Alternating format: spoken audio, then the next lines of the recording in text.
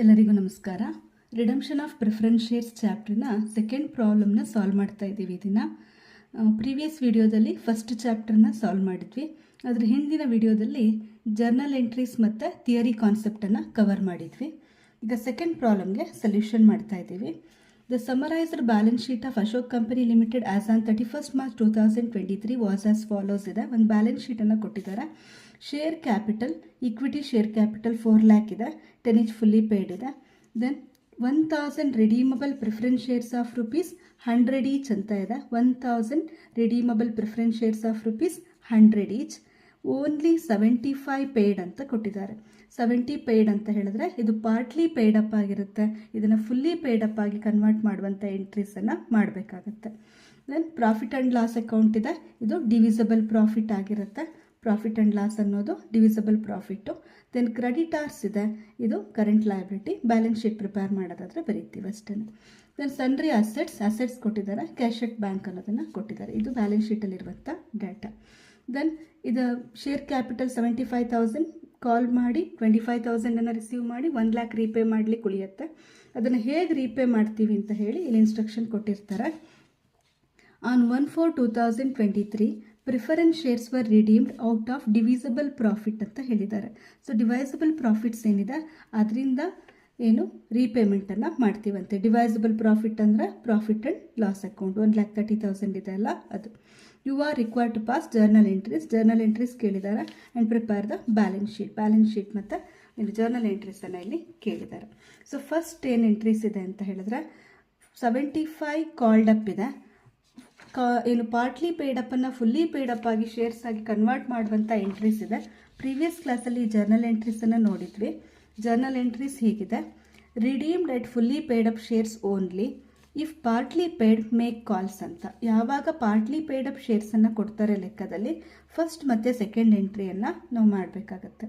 So ಕಾಲ್ money due, call money received ಅನ್ನುವಂಥ ಎಂಟ್ರಿನ ಮಾಡ್ತೀವಿ. ಎಷ್ಟಕ್ಕೆ ಅಂದರೆ ರಿಮೈನಿಂಗ್ 25 rupees ಅಂತ ಇದೆಯಲ್ಲ 1000 ಶೇರ್ಸಿಗೆ ಅದನ್ನು ಕಾಲ್ ಮಾಡ್ತೀವಿ. ಕಾಲ್ ಮನಿಯನ್ನು ರಿಸೀವ್ ಮಾಡೋ ಎಂಟ್ರೀಸನ್ನು ಮಾಡ್ತೀವಿ. ಶೇರ್ ಕ್ಯಾಪಿಟಲ್ ಡ್ಯೂ, ಶೇರ್ ಕ್ಯಾಪಿಟಲ್ನ ಕೊಡಲಿಕ್ಕಿದೆ. At par premium discount, not at discount, at par at premium ಅಂತ ಇರುತ್ತೆ. ಸೊ ಈ ಲೆಕ್ಕದಲ್ಲಿ ಎಟ್ ಪಾರ್ ಇದೆ, ಯಾಕಂದರೆ ಪ್ರೀಮಿಯಮ್ನ ಇನ್ಫಾರ್ಮೇಷನ್ ಕೊಟ್ಟಿಲ್ಲ, ಹಾಗಾಗಿ ಫ್ರೆಶ್ ಇಶ್ಯೂ ಇಲ್ಲ. ಓನ್ಲಿ ಡಿವಿಸಬಲ್ ಪ್ರಾಫಿಟ್ಟಿಂದಾಗಿ ಪೇಮೆಂಟ್ ಮಾಡ್ತಾ ಇದೆ ಮತ್ತು ಪ್ರೀಮಿಯಮ್ ಇಲ್ಲ. ಸೆಟ್ ಆಫ್ ಮಾಡಲಿಕ್ಕೆ ಯಾವುದೇ ಪೇಮೆಂಟ್ ಮಾಡೋ ಎಂಟ್ರಿ ಬರುತ್ತೆ. ಸೊ ಈ ಲೆಕ್ಕದಲ್ಲಿ ಫಸ್ಟು 2 ಎಂಟ್ರೀಸ್ ಬರುತ್ತೆ. ಎಟ್ ಪಾರ್ ಎಂಟ್ರಿ ಬರುತ್ತೆ. ಕ್ಯಾಪಿಟಲ್ ರಿಡಂಪ್ಷನ್ ರಿಸರ್ವ್ಗೆ ಟ್ರಾನ್ಸ್ಫರ್ ಮಾಡಿದ ಎಂಟ್ರೀಸ್ ಇರುತ್ತೆ. ಫೈನಲಿ ಪೇಮೆಂಟ್ ಮಾಡಿದ ಎಂಟ್ರಿ ಇರುತ್ತೆ. ಸೊ ಇದಿಷ್ಟು ಎಂಟ್ರೀಸು ಈ ಲೆಕ್ಕದಲ್ಲಿ ಬರುತ್ತೆ. ಸೊಲ್ಯೂಷನ್ ಮಾಡ್ತಾ ಹೋಗೋಣ.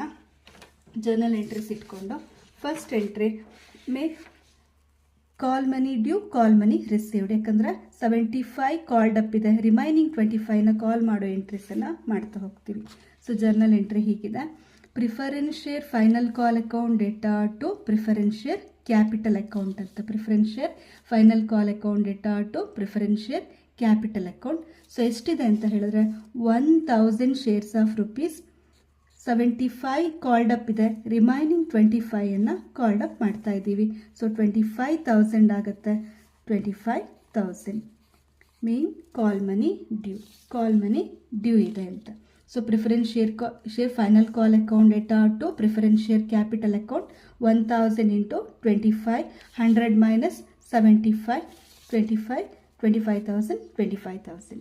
ಸೊ ಸೇಮ್ ಕಾಲ್ ಮನಿಯನ್ನು ರಿಸೀವ್ ಮಾಡಿದ entry bank account debtor to preference share final call account being call money received same amount 1000 into 25 ಏನಿದೆ ಅದು ಸೇಮ್ ಅಮೌಂಟನ್ನು ರಿಸೀವ್ ಮಾಡ್ತಾ ಇದ್ದೀವಿ. 25,000 ರಿಸೀವ್ ಮಾಡ್ತಾ ಇದ್ದೀವಿ ಅಂತ first 2 entries. Next share capital due entry. ಒಂದು ಜರ್ನಲ್ ಎಂಟ್ರೀಸ್ ಹೀಗಿದೆ. Call money due, call money received entry ಆಯಿತು. Preference share capital due at par entry preference share capital account debtor to preference share holders account. Same preference share capital account debtor to preference share holders account entry. ಎಷ್ಟು ಅಂತ ಹೇಳಿದ್ರೆ full 1 lakh ಅಮೌಂಟನ್ನು repay ಮಾಡಲಿಕ್ಕಿದೆ. 75,000 plus 25,000 plus 25,000 total 1 lakh ರೂಪೀಸನ್ನು repay ಮಾಡಲಿಕ್ಕಿದೆ. So 1 ಲ್ಯಾಕನ್ನು repay ಮಾಡಲಿಕ್ಕಿದೆ. Entry preference share capital account debtor to preference share holders account. Third entry. So ಇಲ್ಲಿ ಯಾವುದರಿಂದ ರೀಪೇ ಮಾಡ್ತಿದ್ದೀವಿ ಅಂತ ಲೆಕ್ಕದಲ್ಲಿ ಕೊಟ್ಟಿದ್ದಾರೆ. ಔಟ್ ಆಫ್ ಡಿವಿಸಬಲ್ ಪ್ರಾಫಿಟ್ಸ್ ಅಂತ. So profit and loss account 1,30,000 ಇದೆ. ನಮಗೆ ರೀಪೇ ಮಾಡಲಿಕ್ಕೆ ಬೇಕಾಗಿರೋದು 1 ಲ್ಯಾಕ್ ಮಾತ್ರ. ಸೊ ಅಲ್ಲಿಂದ ಅಮೌಂಟನ್ನು ತೊಗೊಳ್ಬೋದು. Next entry divisible profits account debtor to capital redemption reserves account, that is profit and loss account debtor to CRR account. ಎಷ್ಟು ಬೇಕಿದೆ? 1 ಲ್ಯಾಕ್ ಬೇಕಿದೆ. ಫುಲ್ ಅಮೌಂಟ್ ಡಿವಿಸಬಲ್ ಪ್ರಾಫಿಟಲ್ಲಿ ಇರೋದ್ರಿಂದ ಅಷ್ಟು ಅಮೌಂಟನ್ನು ರಿಸೀವ್ ಮಾಡ್ಕೊತಾ ಇದ್ದೀವಿ. So 1 lakh CRR being profit and loss balance transfer to capital redemption reserves account. So ಇದಿಷ್ಟು entry. Next last entry payment. ಇನ್ನೇನು ಇನ್ಸ್ಟ್ರಕ್ಷನ್ಸ್ ಇಲ್ಲದೆ ಇರೋದ್ರಿಂದ ನಮಗೆ ಬೇಕಾದ ಅಷ್ಟು ಅಮೌಂಟು ಇಲ್ಲಿ ಸಿಕ್ಕಿರೋದ್ರಿಂದ 1 ಲ್ಯಾಕ್ ರೀಪೇ ಮಾಡಲಿಕ್ಕಿತ್ತು. 1 ಲ್ಯಾಕ್ ಅಮೌಂಟನ್ನು ಪ್ರಾಫಿಟ್ ಆ್ಯಂಡ್ ಲಾಸಿಂದ ತೊಗೊಂಡಿದ್ದೀವಿ. ಹಾಗಾಗಿ final entry repayment made to the preference share holders, that is preference share holders account debtor to bank account. ಎಷ್ಟು repay ಮಾಡಲಿಕ್ಕಿದೆ? Full 1 lakh amount arrange ಆಗಿದೆ. ಪ್ರಾಫಿಟ್ ಆ್ಯಂಡ್ ಲಾಸಿಂದ ಈ ಅಮೌಂಟನ್ನು ತೊಗೊಂಡಿದ್ದೀವಿ. So preference share holders account debtor to bank account 1 lakh being payment made to preference share holders. ಇದಿಷ್ಟು journal entries. So ಈ ಲೆಕ್ಕದಲ್ಲಿ journal ಎಂಟ್ರೀಸ್ನ ಜೊತೆಗೆ ಏನು ಬ್ಯಾಲೆನ್ಸ್ ಶೀಟನ್ನು ಕೇಳಿದ್ದಾರೆ. ಈ ಹಳೆ ಬ್ಯಾಲೆನ್ಸ್ ಶೀಟ್ನ ಮಾಡಿಫೈ ಮಾಡಿದ ಎಂಟ್ರಿ ಮಾಡ್ತಾ ಹೋಗ್ತೀವಿ ಅಷ್ಟೇ. ಈ ಲೆಕ್ಕದಲ್ಲಿ ಬ್ಯಾಲೆನ್ಸ್ ಶೀಟನ್ನು ಪ್ರಿಪೇರ್ ಮಾಡಲಿಕ್ಕೆ ಕೇಳಿದ್ದಾರೆ. ಇಲ್ಲಿ ಕೊಟ್ಟಂಥ ಬ್ಯಾಲೆನ್ಸ್ ಶೀಟ್ ಏನಿದೆ ಇದರಲ್ಲಿ ಏನೆಲ್ಲ ಮಾಡಿಫಿಕೇಷನ್ಸ್ ಆಗಿದೆ ಮಾಡ್ತಾ ಹೋಗ್ತೀವಿ. ಫಸ್ಟು ಶೇರ್ ಕ್ಯಾಪಿಟಲ್ ಇದೆ. Equity share capital 40,000 equity shares of ₹10 each 4 lac ಇದೆ. ಈ 4 ಲ್ಯಾಕಲ್ಲಿ ಏನೂ ಚೇಂಜಸ್ ಆಗಲಿಲ್ಲ, ಅಷ್ಟು 4 ಲ್ಯಾಕ್ ಹಾಗೆ ಇದೆ. ಮತ್ತು ಫ್ರೆಶ್ ಇಶ್ಯೂ ಕೂಡ ಮಾಡಿಲ್ಲ. ಫ್ರೆಶ್ ಇಶ್ಯೂ ಮಾಡಿದರೆ ಇಲ್ಲಿ additional equity share capital add ಆಗ್ತಾ ಇತ್ತು. ಇದಿಲ್ಲದೆ ಇರೋದ್ರಿಂದ ಖಾಲಿ 4 ಲ್ಯಾಕ್ ಮಾತ್ರ ಬರೀತಾ ಇದ್ದೀವಿ. Next 1,000 redeemable preference shares of ₹100 each 75 called up 75,000 ಇದೆ. ಈ 75,000ಅನ್ನು 25 ಕಾಲ್ಡ್ ಅಪ್ ಮಾಡಿ 100 ಈಚ್ ಮಾಡಿ ನಾವು 1 ಲ್ಯಾಕನ್ನು ರೀಪೇ ಮಾಡಿದ್ದೀವಿ. ಹಾಗಾಗಿ ಈ ಅಮೌಂಟನ್ನು ಬರೆಯೋದಿಲ್ಲ. Then profit and loss account ಇದೆ. ರಿಸರ್ವ್ಸ್ ಆ್ಯಂಡ್ ಸರ್ಪ್ಲಸ್ನಲ್ಲಿ ಪ್ರಾಫಿಟ್ ಆ್ಯಂಡ್ ಲಾಸ್ ಅಕೌಂಟ್ ಅಂತ ಇದೆ. ಪ್ರಾಫಿಟ್ ಆ್ಯಂಡ್ ಲಾಸ್ ಅಕೌಂಟ್ ಏನು 1,30,000 ಇತ್ತು. ಈ 1,30,000ಅಲ್ಲಿ 1 ಲ್ಯಾಕನ್ನು ನಾವು ಏನು ರಿಡಮ್ಷನ್ ಪರ್ಪಸ್ಗಾಗಿ ಕ್ಯಾಪಿಟಲ್ ರಿಡಮ್ಷನ್ ರಿಸರ್ವ್ಗೆ ಟ್ರಾನ್ಸ್ಫರ್ ಮಾಡಿದ್ದೀವಿ. ರಿಮೈನಿಂಗ್ 30,000 ಮಾತ್ರ ಇಲ್ಲಿ ಬರಿತಾ ಇದ್ದೀವಿ. ನೆಕ್ಸ್ಟು ಹೊಸ ರಿಸರ್ವ್ ಕ್ರಿಯೇಟ್ ಆಗಿದೆ ಒಂದು ಜರ್ನಲ್ ಎಂಟ್ರಿನಲ್ಲಿ, ಕ್ಯಾಪಿಟಲ್ ರಿಡಮ್ಷನ್ ರಿಸರ್ವ್ ಅಂತ. ಸೊ 1 ಲ್ಯಾಕನ್ನು ನಾವು ಕ್ಯಾಪಿಟಲ್ ರಿಡಮ್ಷನ್ ರಿಸರ್ವ್ಗೆ ಟ್ರಾನ್ಸ್ಫರ್ ಮಾಡಿದ್ವಿ. ಸೊ ಆ ಅಮೌಂಟನ್ನು ಹಾಗೆ ಬರಿತಾ ಇದ್ದೀವಿ. ನೆಕ್ಸ್ಟು ಪ್ರಾಫಿಟ್ ಆ್ಯಂಡ್ ಲಾಸ್ ಆಯಿತು. ನೆಕ್ಸ್ಟು ಕರೆಂಟ್ ಲಯಬಿಲಿಟೀಸ್ ಇದೆ. ಕರೆಂಟ್ ಲಯಬಿಲಿಟೀಸಲ್ಲಿ ಕ್ರೆಡಿಟಾರ್ಸ್ ಅಂತ ಇದೆ. ಕ್ರೆಡಿಟಾರ್ಸ್ ಒಂದೇ ಇರೋದು 95,000 ಇದೆ. ಸೊ ಇದಿಷ್ಟು ಲಯಬಿಲಿಟಿ ಸೈಡ್ನ ಐಟಮ್ಸು. ಯಾವುದೇ ಚೇಂಜಸ್ ಇಲ್ಲ. Share capital profit and loss ಅಕೌಂಟಲ್ಲಿ 1 ಲ್ಯಾಕ್ ಲೆಸ್ ಮಾಡಿದ್ದೀವಿ. ಆ 1 ಲ್ಯಾಕನ್ನು CRR ಅಕೌಂಟ್ಗೆ ಟ್ರಾನ್ಸ್ಫರ್ ಮಾಡಿದ್ವಿ, ತೊಗೊಂಡಿದ್ದೀವಿ. ಕ್ರೆಡಿಟಾರ್ಸ್ ಹಾಗೆ ಬರೆದಿದ್ದೀವಿ. ಟೋಟಲ್ 6,25,000 ಆಗುತ್ತೆ. Total of liability side. Then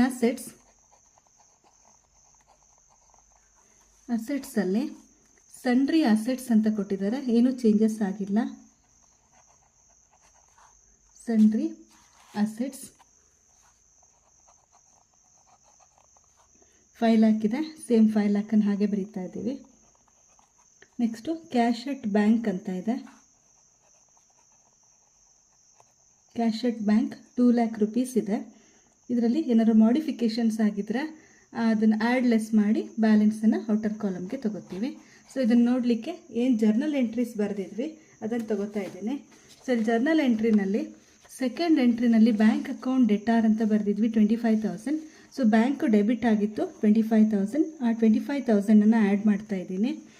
remaining ಇನ್ನು ಬ್ಯಾಂಕ್ ಅನ್ನೋದು ಇನ್ಯಾವ ಎಂಟ್ರಿನಲ್ಲಿ ಬಂದಿದೆ ನೋಡ್ತೀನಿ.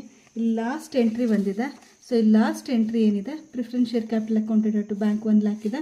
ಸೊ ಬ್ಯಾಂಕ್ ಅನ್ನೋದು ಕ್ರೆಡಿಟ್ ಇದೆ ಇಲ್ಲಿ, ಹಾಗಾಗಿ ಮೈನಸ್ 1 ಲ್ಯಾಕನ್ನು ಮಾಡ್ತಾ ಇದ್ದೀವಿ. ಸೊ ಪ್ಲಸ್ 25,000 ಮೈನಸ್ 1 ಲ್ಯಾಕ್ ಆಗುತ್ತೆ. ಅಂದರೆ 1,25,000 ಉಳಿಯುತ್ತೆ.